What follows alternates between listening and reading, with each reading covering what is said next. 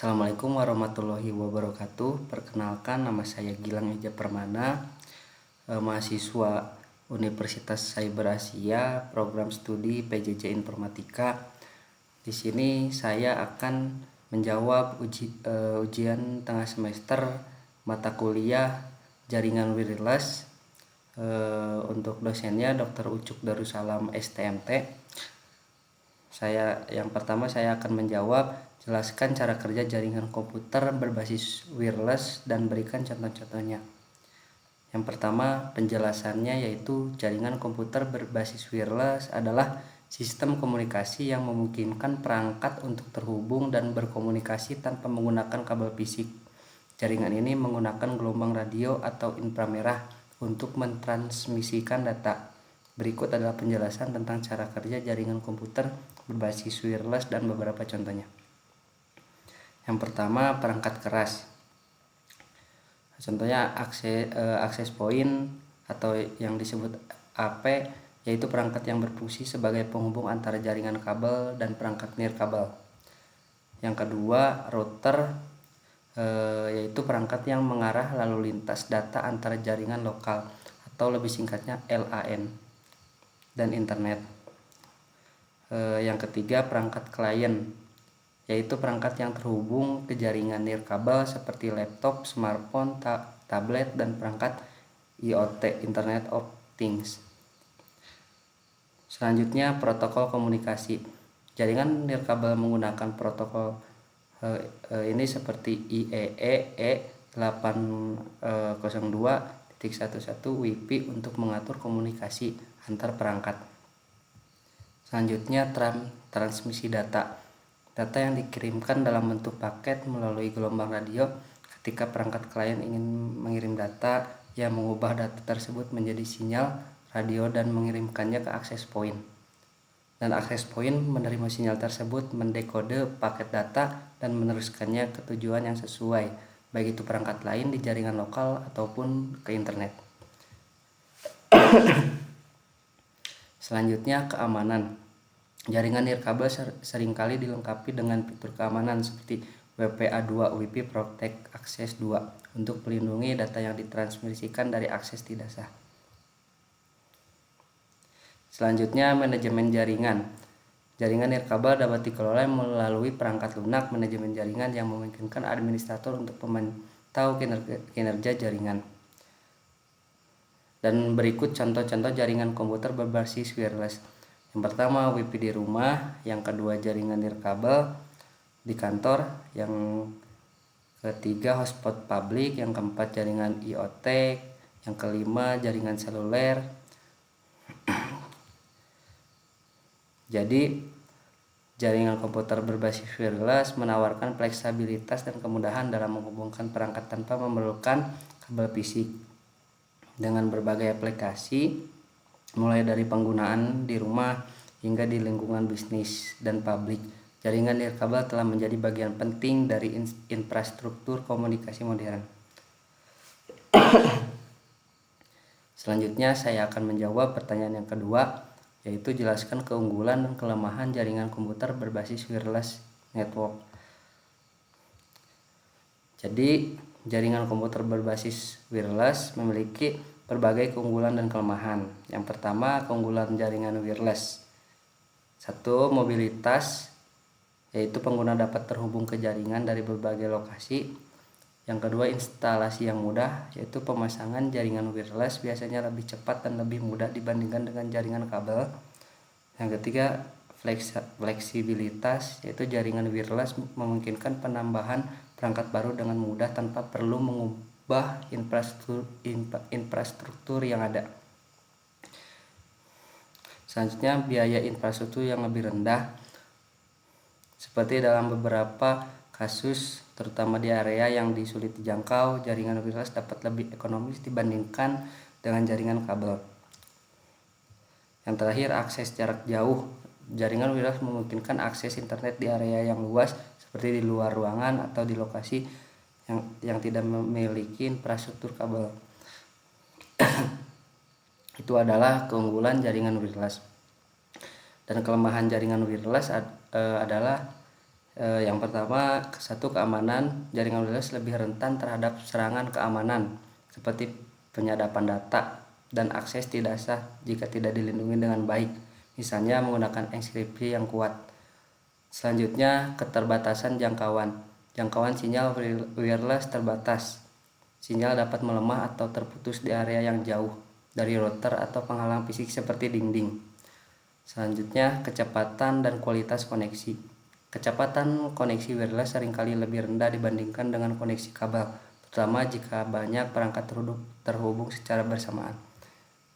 Yang kelima, intervensi. Jaringan wireless dapat terpengaruh oleh intervensi dari perangkat lain, seperti microwave, telepon nirkabel, atau jaringan wireless lainnya. Selanjutnya, keterbatasan bandwidth. Bandwidth pada jaringan wireless seringkali lebih terbatas dibandingkan dengan jaringan kabel, yang dapat mempengaruhi performa saat banyak pengguna mengakses jaringan secara bersamaan. Untuk kesimpulannya adalah jaringan komputer berbasis wireless menawarkan banyak keuntungan dalam hal mobilitas dan kemudahan instalasi, tetapi juga memiliki kelemahan yang perlu diperhatikan, terutama dalam hal keamanan dan kualitas koneksi. Selanjutnya saya akan menjawab pertanyaan nomor 3. Jelaskan teknik multiplexing channel yang diterapkan untuk jaringan wireless. Multiplexing channel adalah metode yang digunakan untuk menggabungkan beberapa sinyal atau aliran data ke dalam satu saluran komunikasi atau efisiensi pengguna bandwidth. Ada beberapa teknik multiplexing yang umum digunakan. Antara lain, yang pertama, time division multiply access (TDMA).